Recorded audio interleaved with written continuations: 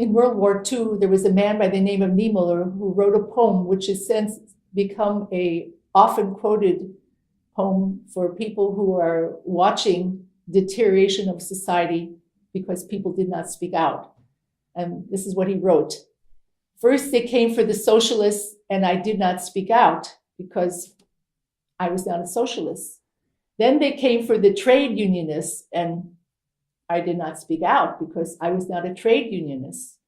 Then they came for the Jews, and I did not speak out because I was not a Jew. And then they came for me, and there was no one left to speak out for me. This could also be said about Muslims who are living among us today too, that when they came for the Muslims, nobody spoke out. I'd like to talk to you today about Islamophobia from a Jewish woman's perspective. So first, let's take the word Islamophobia, which means literally fear of Islam. And if we talk about what that word means today in our society, I would say it means not fear of Islam, but fear of Muslims. The reason I'm speaking about this today is because I come from a tribe of people who have experienced anti-Semitism for thousands of years.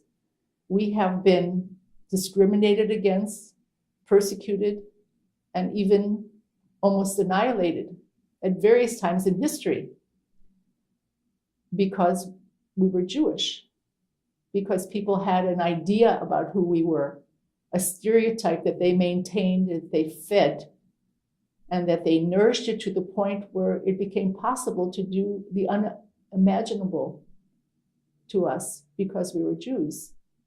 And so now I'm living in a country that has constitutional rights protected for freedom of religion and freedom of expression and other wonderful values of which I feel very proud.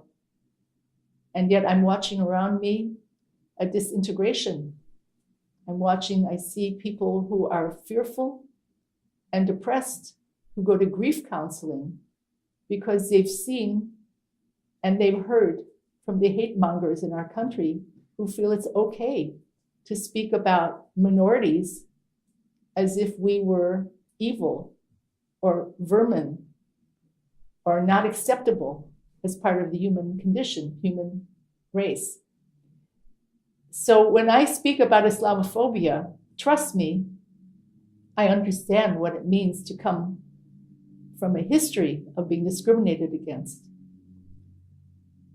And my other credentials are, which give me the right to talk about this today, is that for the last almost 30 years, I have been very active in the interfaith movement, both here nationally and internationally.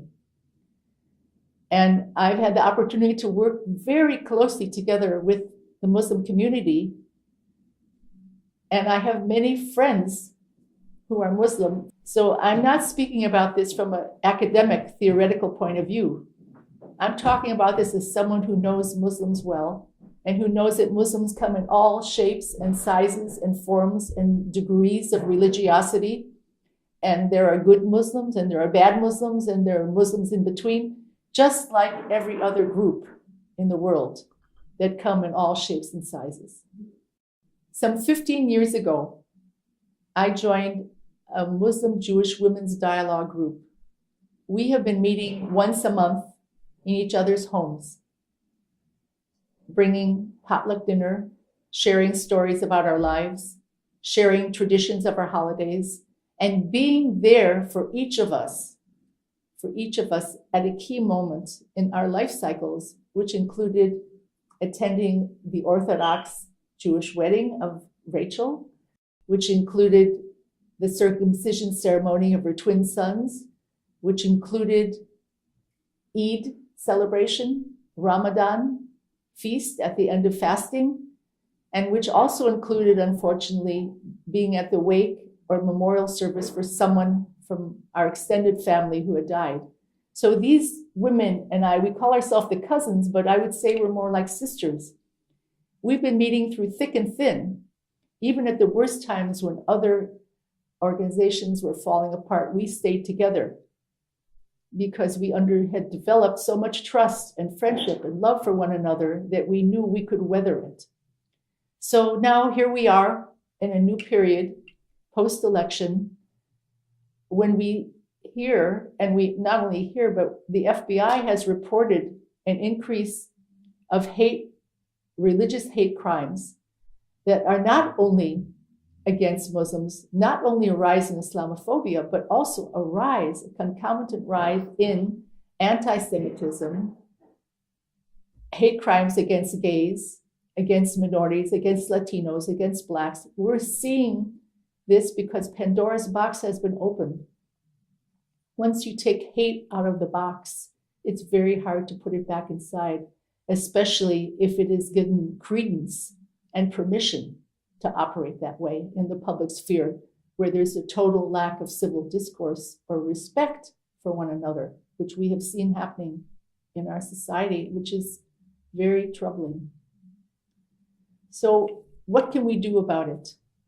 Well, one of the interesting surveys has revealed that if you know just one Muslim, your entire idea about the Muslim community changes just from knowing one Muslim. Can you believe that? And here are the statistics. There are 1.6 billion Muslims in the world, and there are 14 million Jews. And we know, and we say among ourselves many times, for every 2 Jews, there are 3 opinions, meaning that it's really hard to say one thing about all the Jews. In fact, it's impossible to say one thing that would cover all 14 million Jews that would be accurate. So how much more so would it be difficult to be able to make one statement that would cover all the 1.6 billion Muslims in the world? If you don't know any Muslims and you have an idea of who they are, and you've never had a chance to be in discourse or have an opportunity to have a cup of coffee or have an opportunity to talk about children, education, charity, faith, community with a Muslim, then you don't know any Muslims. And of course, you would be willing to accept a generalization made about all of them. And yes, we can say that many, many terrorist incidents in the last 10 years have been as a result of extreme Islamic fervor. But that does not represent the Muslim community at large. It represents those individuals, those crazy, lunatic individuals who have been willing to take the lives of many innocent people. And they say in the name of their religion, but the people, the Muslims I know, will all agree not in their name, not in the name of Islam. So now the question is, having said all that, what can we do? If most Muslim profiling begins here in our country, and I'm not talking about people who want to visit here, but in our country, if it begins, and if a registry is created for Muslims to sign up, I'm going to sign up as a Jew, and I'm inviting everybody to sign up to be part of that registry. That's how we can make a difference.